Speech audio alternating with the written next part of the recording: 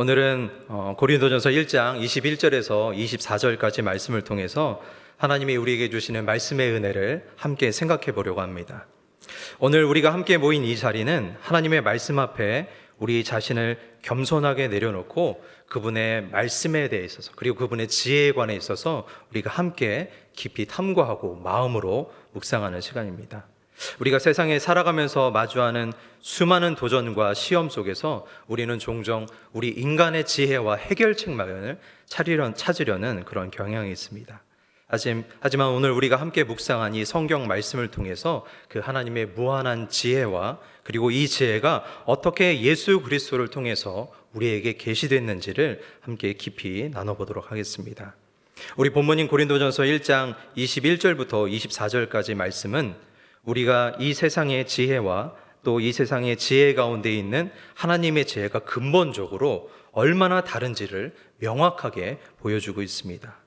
이 구절은 단순히 지식의 차원을 넘어서서 우리의 삶과 신앙에 있어서 가장 중요한 근거와 기초가 무엇인지를 우리에게 이야기하고 질문하고 있는 것입니다.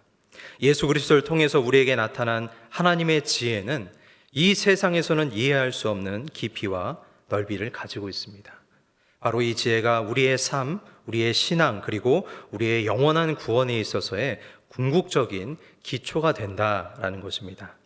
성경은 우리에게 예수 그리스도가 단순히 역사적인 인물이 아니라 하나님의 능력이며 하나님의 지혜 그 자체임을 선언하고 있습니다. 이 진리는 유대인에게는 거리끼는 것이 되었고 헬라인에게는 어리석은 것으로 여겨졌지만 부르심을 받은 우리에게는 생명의 빛이며 구원의 소망입니다. 우리가 세상에서 마주하는 모든 문제와 고난 속에서도 이 십자가의 메시지는 변함없는 능력과 위로를 제공하는 것입니다. 그러므로 오늘 우리는 이 세상이 제시하는 지혜와 해답을 넘어서서 예수 그리스도를 통해서 계시된 이 하나님의 지혜에 우리의 마음의 문을 열어야 할 것입니다. 이 놀라운 지혜가 우리의 삶 속에서 어떻게 구체적으로 나타나고 우리가 마주하는 각종 도전과 시험 속에서 우리를 어떻게 인도하며 또 우리의 신앙을 어떻게 굳건하게 하는지 말씀을 통해서 함께 살펴보겠습니다. 우리의 마음과 영혼이 이 성경 말씀을 통해서 하나님께 더욱더 가까워져 갈 수 있기를 주님의 이름으로 축복합니다. 첫 번째로 우리가 기억해야 될 메시지는 구원을 위한 하나님의 지혜를 보라라는 것입니다. 한번 따라해 보겠습니다. 구원을 위한 하나님의 지혜를 보라. 구원을 위한 하나님의 지혜를 보라라는 것입니다. 오늘 함께 읽었었던 본문 21절 말씀에 보면은 하나님의 지혜에 있어서는 이 세상이 자기 지혜로 하나님을 알지 못하므로 하나님께서 전도에 미련한 것으로 믿는 자들을 구원하시기를 기뻐하셨도다 라고 이야기하고 있습니다. 이 구절은 세상의 지혜로는 하나님을 이해하거나 알 수 없다라는 것을 우리에게 명확하게 제시합니다. 세상은 신앙과 그리고 구원을 미련하고 비논리적인 것으로 여깁니다. 이러한 세상의 자기 지혜는 이 시대를 거듭하면 거듭할수록 점점 더 가속화되어져 갑니다. 이와 같은 현상을 팀 켈러 목사님은 탈기독교 시대 전도라는 그의 저서에서 우리에게 이렇게 설명해 주고 있습니다. 그런데 후기 현대 사회로 들어서며 역사상 처음으로 신성한 질서를 거부하는 문화가 형성되었다. 그래서 이제는 개인의 자유라는 명분을 내세우며 인간이 순응해야 할 초월적 세계란 존재하지 않는다고 선언하기에 이르렀다. 또 우리가 가치관을 정하고 인생의 의미를 만들어야 한다고 주장한다. 따라서 학문과 예술 혹은 연애 분야를 막론하고 신성한 영역이란 오직 인간의 내면에서만 발견된다는 가르침이 전파되고 있다. 갈수록 시대가 지날수록 이러한 현상들이 두드러지고 가속화되어진다라는 것이에요. 지금은 인공지능, 또 양자 컴퓨터, 화성에 있는 무슨 테라포밍 같은 이러한 과학과 기술의 발전이 아주 급속도로 빨라지는 시대입니다. 이렇게 과학과 기술이 발달하면은 우리가 만물의 이치를 파악하고 이 본질을 규명해서 하나님을 인정하고 받아들여야 할 텐데 오히려 갈수록 하나님을 부정하고 거부하는 것들이 더 늘어난다라는 거예요. 성경은 모든 만물의 본질에 하나님을 알 수 있는 힌트들이 있다라고 우리에게 증거합니다. 로마서 1장 20절 말씀에 보면은 창세로부터 그의 보이지 아니하는 것들 곧 그의 영원하신 능력과 신성이 그가 만드신 만물에 분명히 보여 알려졌나니 그러므로 그들이 핑계하지 못할지니라 라고 기록하고 있습니다. 만물에 분명하게 기록되어져 있다라는 것입니다. 그렇다면 왜 인간은 하나님을 갈수록 더 찾지 않고 거부하는 선택을 하는 것일까요? 그것은 죄인된 인간의 본질이 변하지 않기 때문인 것입니다. 기술은 발달하지만 사람은 발달하지 않습니다. 과학은 진보하지만 사람은 진보하지 않습니다. 근데 사실 과학과 기술이라는 것도 근본적으로는 발달하거나 진보하는 게 아니에요. 원래 존재하던 것들을 우연히 발견하는 것일 뿐입니다. 이것을 예를 들면은 다음과 같은 칼럼을 통해서 예를 들 수 있는데요.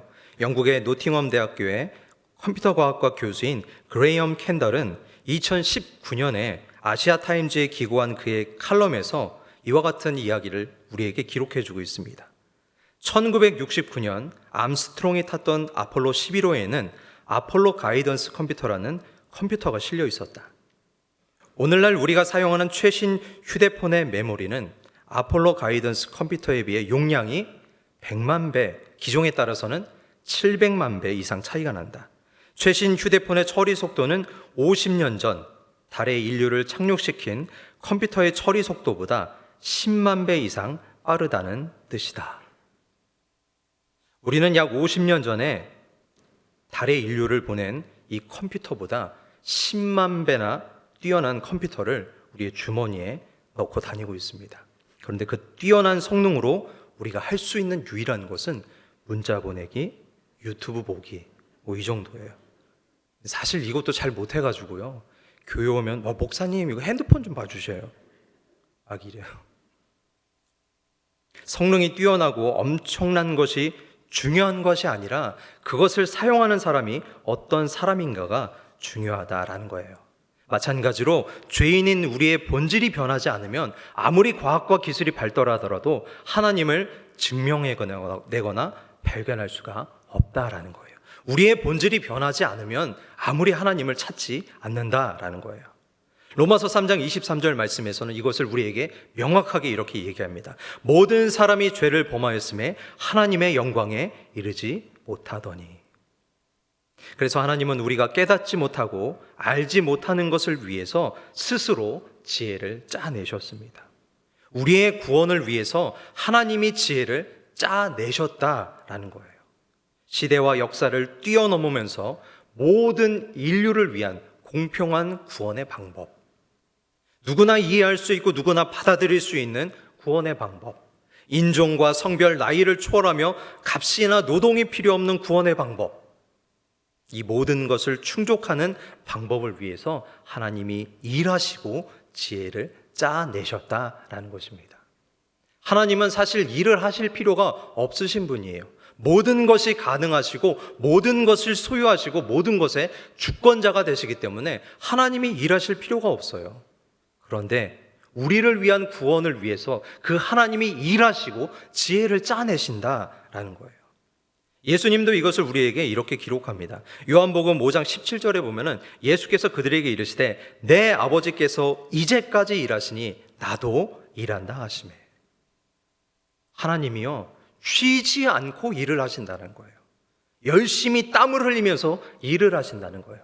그 무엇도 부족하지 않고 그 무엇도 연약한 것이 없는, 모든 것이 완벽하고 모든 것의 주권자 되시는 하나님이요 우리를 위해서 지혜를 짜내시고 지혜를 싸고 지혜를 쌓고 우리를 위해서 그렇게 일하신다라는 것입니다. 구원을 위한 하나님의 지혜는 그런데 여러분 편한 것이 아닙니다. 하나님이 일하신다라고 생각하니까 그냥 나랑 일하는 거랑 비슷하다라고 생각하지 마세요. 하나님의 지혜는 절대 편한 것이 아닙니다. 심지어 쉬운 것도 아닙니다. 그 놀라운 지혜는 스스로의 왕관을 내려놓는 것입니다. 왕의 보좌에서 내려오는 거예요. 이 세상의 모든 만물로도 담을 수가 없는 하나님의 본체가 찌그러들고 쪼그라들고 압축되고 구겨지고 쥐어 짜지며 낮아져서 눈에도 보이지 않을 인간의 세포로 만들어지는 것, 그것이 바로 하나님의 지혜입니다. 미국 버먼트주에 있는 미들타운 스프링스 커뮤니티 교회를 담임하는 제라드 윌슨 목사님이요, 하나님의 놀라운 일이라는 책에서 이와 같은 하나님의 지혜를 우리에게 이렇게 묘사합니다. 엠파이어 스테이트 빌딩이 계집 안에 들어가겠는가? 범고래가 개미 안에 들어가겠는가? 그러나 전능하시고 전지하시며 편재하시고 영원하시며 거룩하신 분이 지극히 작고 미숙한 사람 안에 거하셨다. 뿐만 아니라 모든 통치자와 권세의 머리이신 분이 불안정한 아기의 머리를 지니셨다. 젖살도 빠지지 않은 그 어깨에 정사가 메어졌다. 주님이 우리를 위해서 지혜를 짜내실 때, 주님이 우리를 위해서 일하실 때, 그는 그의 높은 보좌를 내려오셔서 우리를 위해서 낮고 천한 이곳에 오셔서 우리를 위해서 일하시고 우리의 구원을 위해서 그의 모든 것을 다하셔서 지혜를 짜내신다라는 것입니다. 심지어 우리가 찾은 적도 없어요. 우리가 요구한 적도 없어요. 우리가 달라고 구한 적도 없습니다. 그러나 그분 스스로 우리를 위해서 이와 같은 것들을 해내셨다라는 거예요. 요한복음 15장 6절에 보면은 예수님이 이렇게 말씀하십니다. 너희가 나를 택한 것이 아니요 내가 너희를 택하여 세웠나니. 단 한 번도 우리는 주님을 부른 적이 없어요. 단 한 번도 우리는 주님을 만족하게 부르고 찾은 적이 없습니다. 오직 주님이 우리를 불러주셨기 때문에, 주님이 우리를 찾아주셨기 때문에, 우리를 세워주셨기 때문에 우리가 그 은혜를 입을 수가 있다라는 것입니다. 하나님은 그 놀라운 지혜로 말미암아 우리에게 이와 같은 은혜를 주셨습니다. 하나님의 지혜는 인간의 판단을 뛰어넘습니다. 하나님은 예수 그리스도를 통해서 우리에게 구원의 길을 제시하셨고, 이는 세상이 생각하는 지혜를 완전히 거스르는 방식이었습니다. 우리가 감히 상상할 수도 없는 방법과 지혜로 이 모든 것을 이루어내셨다라는 것이에요. 고린도전서 1장 25절에 보면은 이와 같은 것을 이렇게 기록합니다. 하나님의 어리석음이 사람보다 지혜롭고 하나님의 약하심이 사람보다 강하니라. 우리가 아무리 애를 쓰고 노력하고 우리가 아무리 발버둥 친다 할지라도, 시대가 지나서 과학과 기술이 발달한다 할지라도요, 아무도 하나님을 찾지 않을 거예요. 아무도 하나님께 나아가려 하지 않을 거예요. 그분이 우리에게 오셨기 때문에, 그분이 나에게 찾아오셨기 때문에, 그분이 나에게 오실 수 있는 그 지혜의 방법을 짜내시고 일하시고 땀 흘리시고 심지어는 십자가에 죽기까지 피 흘리심으로 말미암아 나에게 그 은혜와 지혜를 주셨기 때문에 우리가 그것을 얻을 수가 있는 것입니다. 우리의 삶에서 세상의 지혜와 가치에 휘둘리지 말고 오직 예수 그리스도를 통한, 그리고 예수 그리스도를 통해서 나타난 하나님의 지혜에 집중해야 합니다. 이는 우리가 직면하는 모든 결정과 시험 속에서 우리의 길잡이가 될 것입니다. 세상에서 잘되고 성공하고 안락하기 위해서 지혜를 짜고 모으는 것이 아니라 구원을 위한 하나님의 지혜를 바라보는 우리 모든 성도님들 될 수 있기를 주님의 이름으로 축원합니다. 우리 두 번째로 기억해야 할 메시지는 십자가의 능력이 하나님의 최고의 지혜이다라는 거예요. 한번 따라하겠습니다. 십자가의 능력이 하나님의 최고의 지혜다. 한 번만 더 따라하겠습니다. 십자가의 능력이 하나님의 최고의 지혜다.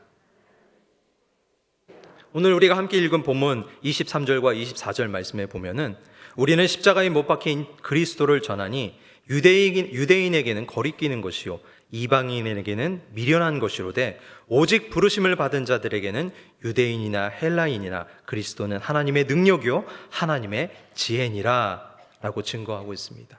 그런데 말씀을 잘 보시면은 십자가는 유대인에게는 거리끼는 것이요 라고 기록하고 있고, 헬라인에게는 미련한 것이요 이방인에게는 미련한 것이요 라고 이야기하고 있습니다.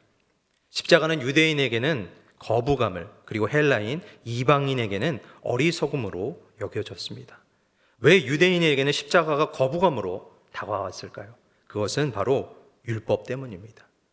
갈라디아서 3장 13절은 그 상황을 이렇게 기록하고 있습니다. 그리스도께서 우리를 위하여 저주를 받는 바 되사 율법의 저주에서 우리를 속량하셨으니 기록된 바 나무에 달린 자마다 저주 아래에 있는 자라 하였음이라. 예수님이 율법의 저주 아래 갇혀 있었다라는 거예요.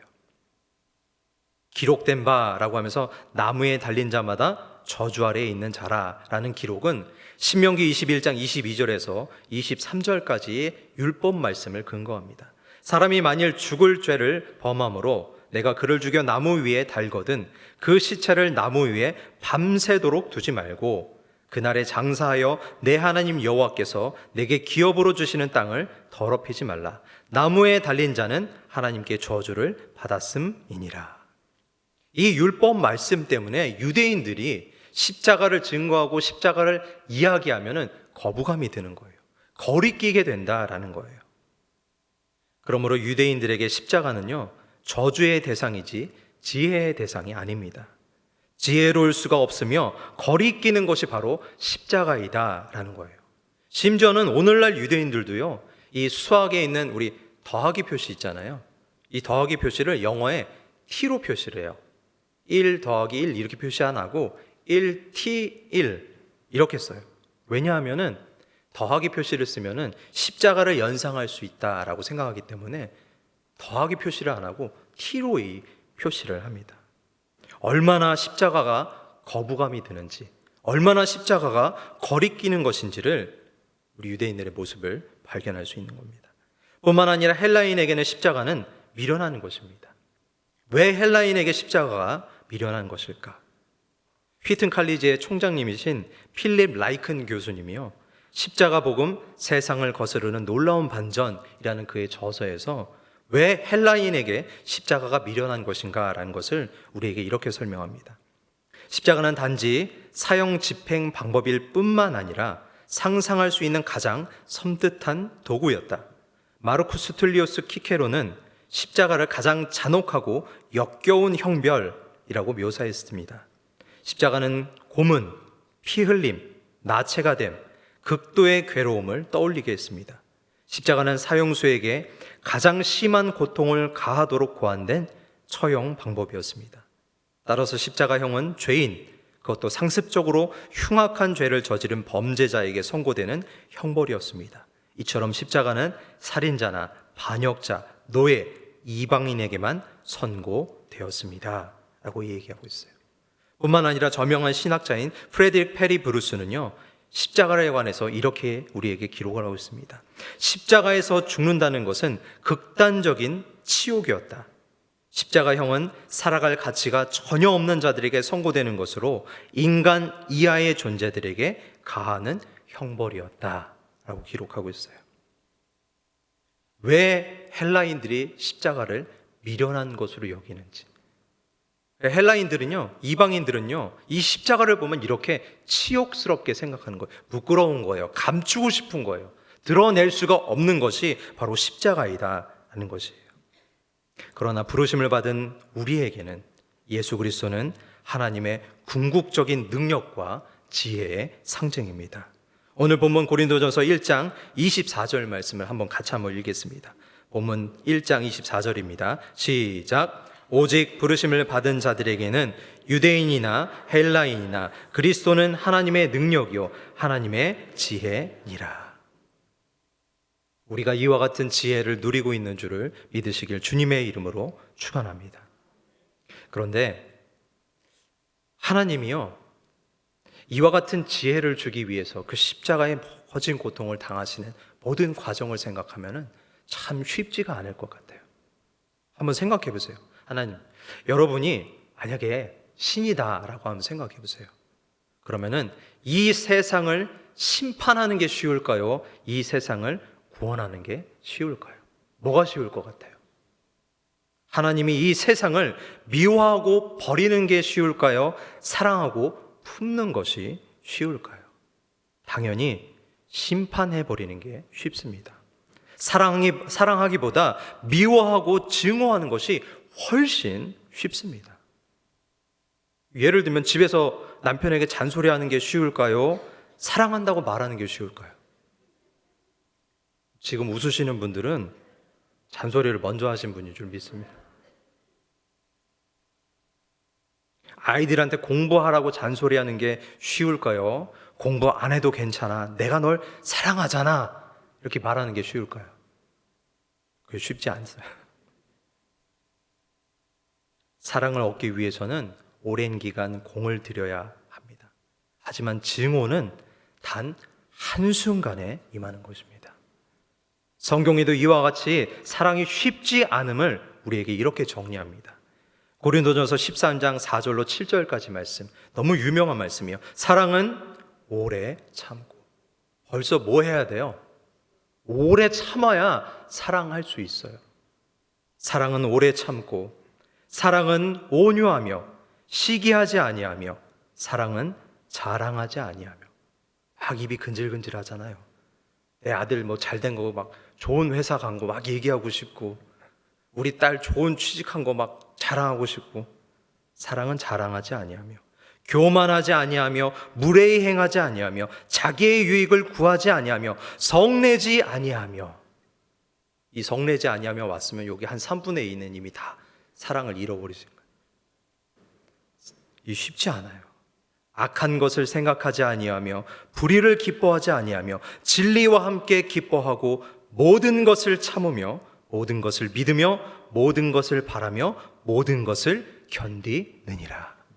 이게 뭐라고요? 이게 사랑이에요. 이게 사랑. 여러분, 모든 것을 지금 참고 계세요? 모든 것을 믿으면서 모든 것을 바라면서 혹시 견디고 계십니까? 참 쉽지 않아요. 참 쉽지 않아요. 사랑을 이루어가는 것 정말 쉽지 않습니다. 그러나 예수 그리스도의 십자가는 이 세상이 이해할 수 없는 방식으로 하나님의 사랑과 구원의 계획을 드러내고 있습니다. 로마서 5장 8절 말씀, 한번 말씀을 같이 한번 읽겠습니다. 시작. 우리가 아직 죄인 되었을 때 그리스도께서 우리를 위하여 죽으심으로 하나님께서 우리에 대한 자기의 사랑을 확증하셨느니라. 우리가 아직 죄인 되어서 사랑할 아무 가치가 없는 상태인데 내 자신을 돌아보면 내 속에 더럽고 추한 것밖에 없어서 아무에게도 드러낼 수 없는 부족한 나인데 하나님이 우리를 사랑하심으로 말미암아 그 십자가의 죽으심으로 말미암아 우리에 대한 그의 사랑을 확증하셨다라고 우리에게 이렇게 증거합니다. 이와 같은 십자가의 놀라운 은혜와 깊은 사랑의 지혜를 깨달은 자가 있었는데요, 바로 토마스 아켄피스입니다. 그가 쓴 유명한 저서 그리스도를 본받아에서 보면은 놀라운 이 십자가의 지혜를 우리에게 이렇게 기록합니다. 십자가에 구원이 있고 십자가에 생명이 있으며 십자가에 우리의 적에게서 지켜주는 보호함이 있습니다. 십자가로 하늘의 감미로움이 흘러나오고 십자가의 마음에 강건함이 있으며 십자가의 영혼의 기쁨이 있으며 십자가의 높은 도덕이 있고 십자가에서 신성함이 완성됩니다. 십자가가 아니면 영혼의 구원도 없고 영원한 생명에 대한 희망도 없습니다. 이 토마스 아켄피스가요, 이 그리스도를 본받아 이 책을 집필할 때가 어느 때인 줄 여러분 아십니까? 시대가 굉장히 옛날 시대예요. 이 그리스도를 본받아는요, 교황청의 대분열이 있었던 시기예요. 그때가 언제냐? 1378년도예요. 이 교황청이요, 분열이 돼가지고요, 막 싸우는데요, 이 로마 교황청과 그리고 아비뇽 교황청 두 사람들이 서로를요, 적그리스도라고 하면서 막 싸우고 난리가 났었어요. 교황이 서로를 적그리스도라고 지명할 정도였으면 그 밑에 있는 성도들과 일반 백성들은 어떻게 했어요? 서로 죽이고 화형시키고 끔찍한 사륙과 전쟁이 창궐하던 시대가 이 교황청의 대분열 시기였습니다. 그 당시에 콘스탄츠 공의회에서요, 마틴 5세를 통일 교황으로 선출을 했는데요, 콘스탄츠 공의회 사건이 여러분 뭔지 아십니까? 이 콘스탄츠 공의회에서요, 종교 개혁가였던 존 위클리프가 이단으로 정죄를 받았고요, 종교 개혁가였던 얀 후스와 그리고 프라하의 제롬을 화형시켜버렸습니다. 이단이라고 정죄해서요, 이 두 명의 종교 개혁가를 화형시켜버린 사건, 이것이 콘스탄츠 공의회 사건입니다. 뿐만 아니라 영국과 프랑스가요 100년 전쟁을 치르고 있었고요, 보헤미아와 후스파가 가톨릭 군대 사이에서 전쟁이 일어나고 있었습니다. 전쟁과 전쟁, 미움과 증오. 이 책은요, 이런 어둡고 복잡한 시대적 배경 속에서 오직 하나님의 최고의 지혜인 십자가에 집중하도록 쓰여진 책이다라는 것이에요. 그의 저서의 한 줄 문장이 가슴에 깊이 새겨집니다. 그는 이렇게 기록하였습니다. 모든 것이 십자가에 있습니다. 우리의 신앙생활에서 십자가의 메시지, 즉 예수 그리스도의 희생과 사랑이 중심이 되어야 한다라는 것입니다. 우리가 맞닥뜨리는 어려움과 도전 속에서도 담대한 믿음으로 하나님의 최고의 지혜인 십자가로 나아갈 수 있기를 주님의 이름으로 축원합니다. 말씀을 맺겠습니다. 오늘 우리가 본문을 통해 배운 것처럼 하나님의 지혜는 이 세상의 지혜와는 판이하게 다릅니다. 예수 그리스도를 통해 나타난 하나님의 지혜와 능력을 우리의 삶 속에 깊이 새기고 그분을 따르는 것이 얼마나 소중한지를 다시 한번 우리 마음속에 새겨야 할 때이다라는 것입니다. 십자가의 그리스도를 우리의 삶의 중심에 두고 하나님의 지혜로 세상을 대면하며 나아갈 수 있기를 주님의 이름으로 축복합니다. 구원을 위한 하나님의 지혜를 바라보시기 바랍니다. 십자가의 능력이 하나님의 최고의 지혜임을 고백하며 살아감으로 은혜를 누릴 수 있는 우리 모든 성도님들 될 수 있기를 주님의 이름으로 축원합니다.